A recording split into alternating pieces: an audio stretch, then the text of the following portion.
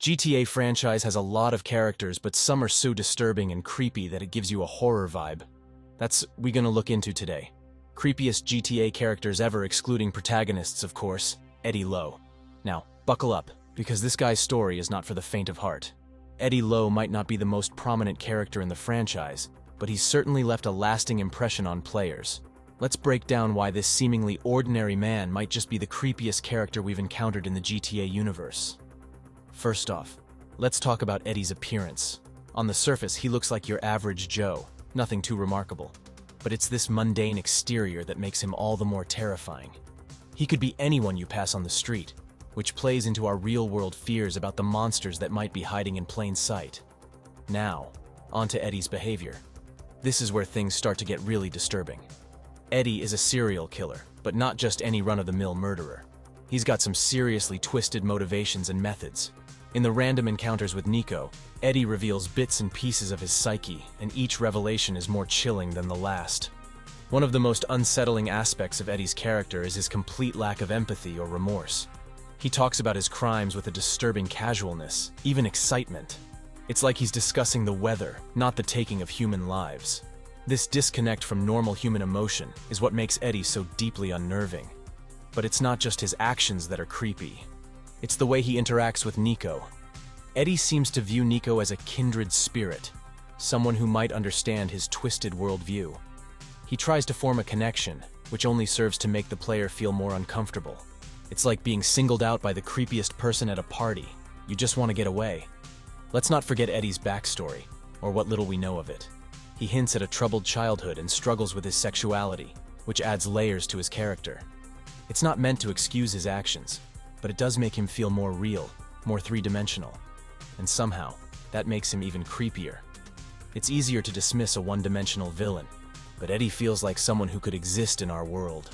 The way Eddie is integrated into the game also adds to the creep factor. He's not part of the main story. He's just there, lurking on the fringes of Liberty City. You never know when you might run into him, which creates this sense of unease as you're exploring the game world.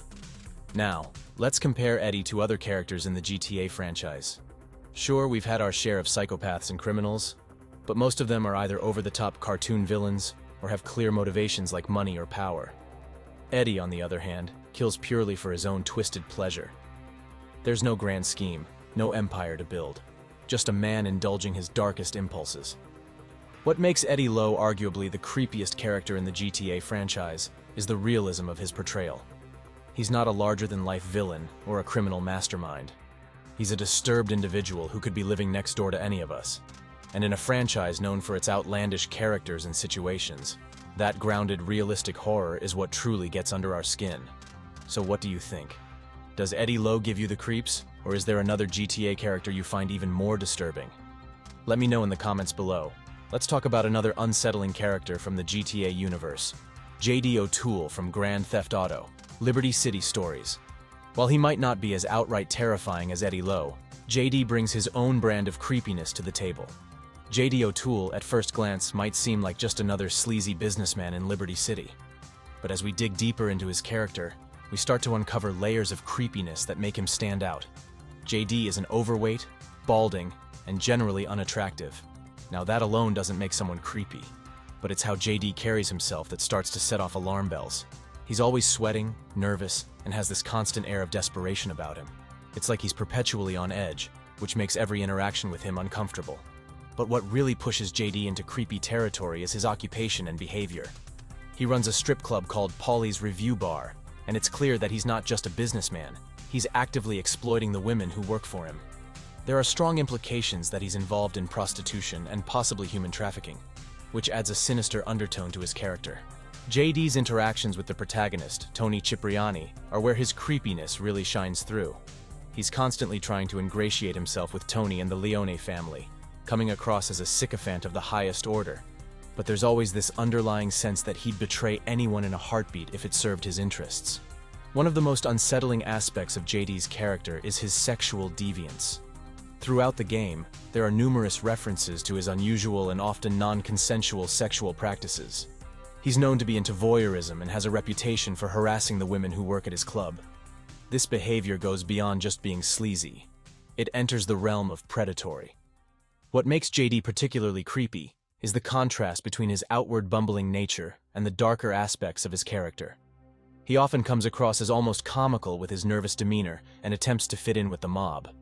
But this awkward exterior hides a cunning and ruthless individual who's willing to do anything to get ahead. JD's storyline in the game also adds to his creep factor. He's constantly playing different sides against each other, trying to manipulate events to his advantage. This two-faced nature makes him unpredictable and untrustworthy, leaving players always wondering what his true motives are. The way JD meets his end in the game is also noteworthy. After betraying the Leone family, he's executed in a particularly gruesome manner. This serves as a stark reminder of the dark world he inhabits and the consequences of his actions. Comparing JD to other GTA characters, what sets him apart is the combination of his sleazy behavior, his exploitation of others, and his two-faced nature. While many GTA characters are criminals, JD represents a different kind of evil, one that hides behind a facade of legitimacy and preys on the vulnerable. JD O'Toole earns his place as one of the creepiest GTA characters, not through overt violence or intimidation, but through his insidious nature. He represents a type of creepiness that's all too real. The kind of person who uses their position and influence to exploit others while maintaining a veneer of respectability. Donald Love initially appears as a typical wealthy businessman, but as we peel back the layers of his character, we uncover a deeply disturbing individual. His polished exterior hides a multitude of dark secrets and twisted desires. Let's start with Love's public persona. He's a charismatic figure, always well-dressed and articulate. He presents himself as a pillar of the community, a successful entrepreneur with political aspirations. But this facade is just that, a carefully constructed image hiding his true nature.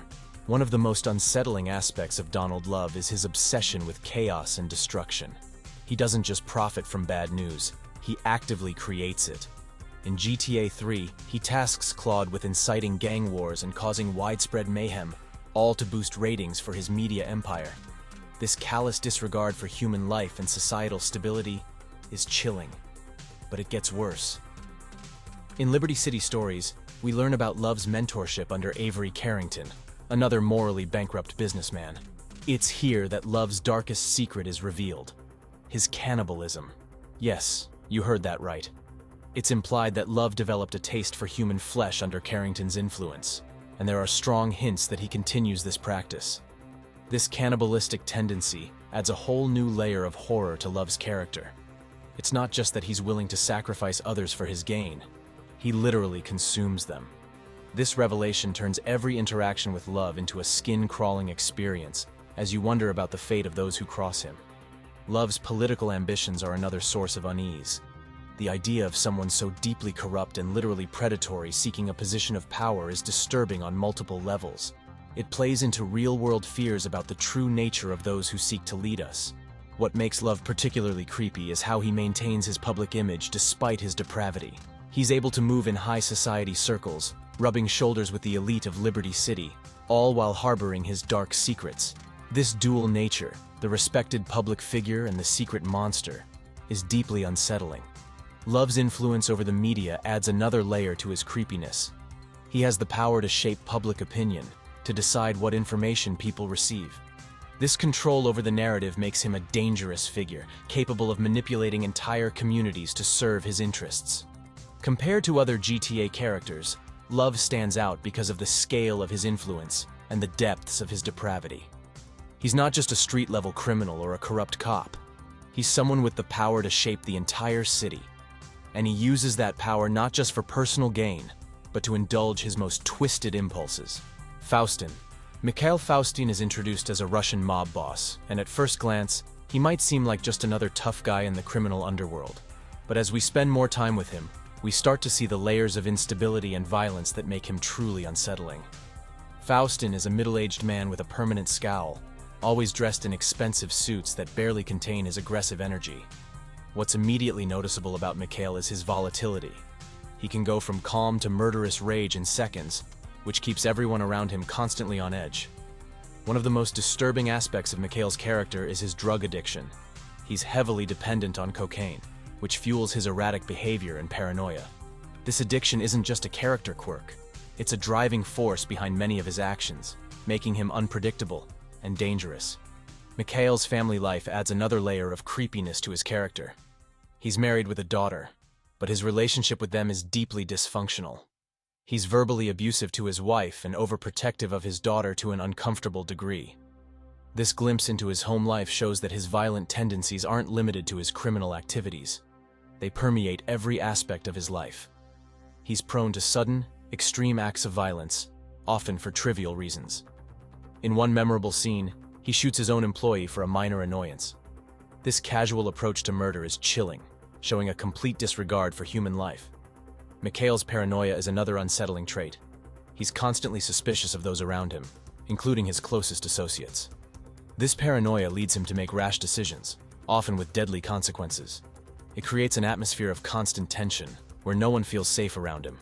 The way Mikhail treats Nico is also worth noting. He quickly pulls Nico into his chaotic world, forcing him to commit increasingly violent acts. There's a sense that Mikhail is trying to corrupt Nico, to drag him down to his level of moral bankruptcy. This manipulative behavior adds another layer to his creepiness. Compared to other GTA characters, Mikhail stands out because of his position as a legitimate businessman and family man, combined with his extreme instability. He's not hiding in the shadows like a serial killer, nor is he a faceless crime lord.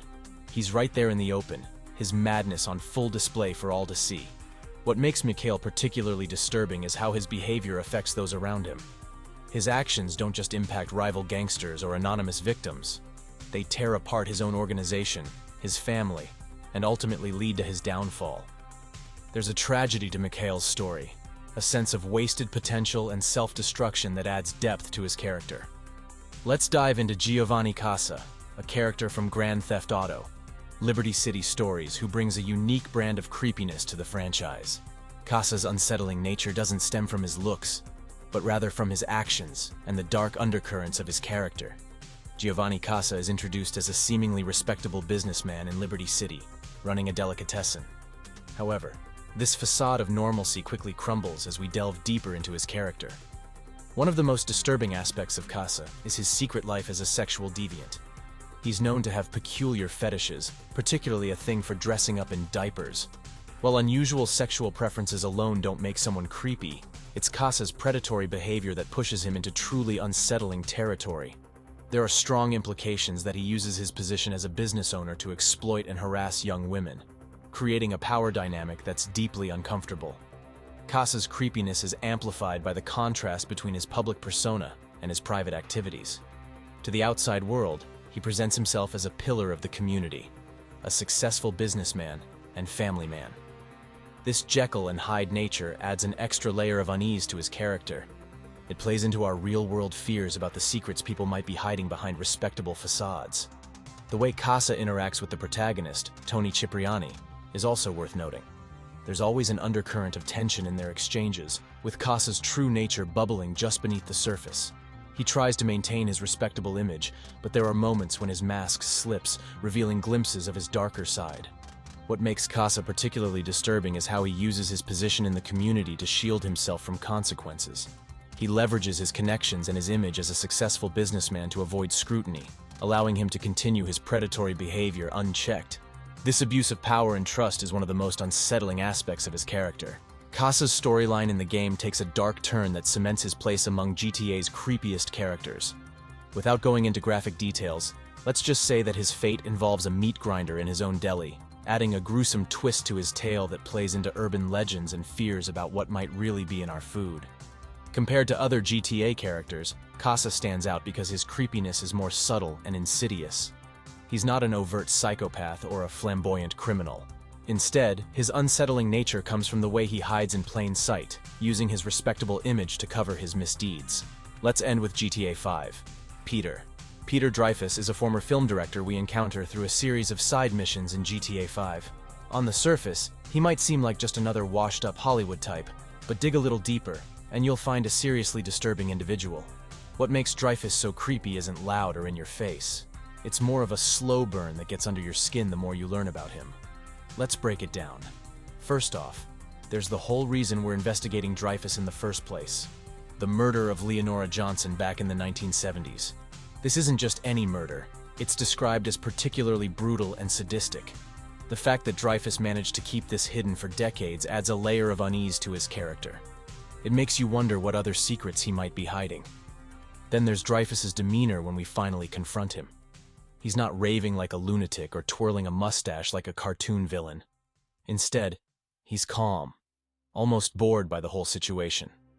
This nonchalant attitude towards his crimes is arguably more unsettling than if he were openly aggressive. It suggests a complete lack of remorse or empathy, which is pretty chilling when you think about it. What's really creepy about Dreyfuss is how he used his position as a filmmaker to both commit and then profit from his crime. He didn't just kill Leonora Johnson, he turned her death into fodder for his movies. There's something deeply disturbing about someone who can compartmentalize like that, seeing a brutal murder not as a horrific act, but as material for their art. He treats the whole situation like it's an inconvenience, not a reckoning for a terrible crime. This casual attitude towards being discovered adds another layer of unease to his character. He's not a mob boss or a drug dealer. He's a guy who committed a horrible crime in the past and has been living with that secret for years. This makes him feel more real, and in some ways more unsettling than more overtly criminal characters.